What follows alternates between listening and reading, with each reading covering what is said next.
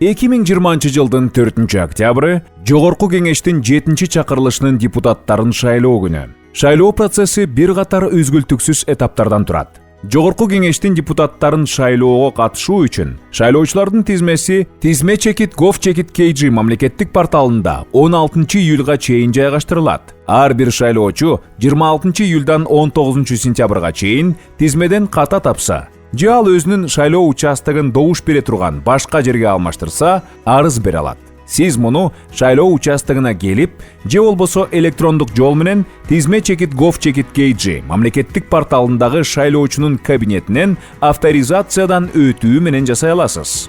Талапкерлердин тизмесин көрсөтүү этабы шайлоо дайындалган күндөн тарта башталып, 20 августта аяктайт. Документтерди каттоо үчүн Борбордук шайлоо комиссиясына 24 августка чейин алып келүү зарыл. Талапкерлерди каттоо 3 сентябрда аяктайт. Шайлоо алдындагы үгүт иштери 4 сентябрда башталып, 3 октябрда саат 8-де аяктайт. 3 октябрда имараттан тышкары добуш берүү күнү. 3 октябрда эртең мененки 8-ден кечки 8-ге чейин добуш берүүчүлөр 1 октябрга чейин арыз беришкен. Алар ден соолугуна же дагы башка себептерге байланыштуу шайлоо күнү имаратта добуш бере албаган адамдар.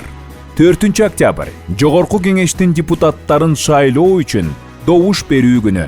Шайлоочулардын тизмесине кирген шайлоочулар өздөрүнүн шайлоо участоктарында эртең мененки 8-ден кечки 8-ге чейин добуш бере алышат.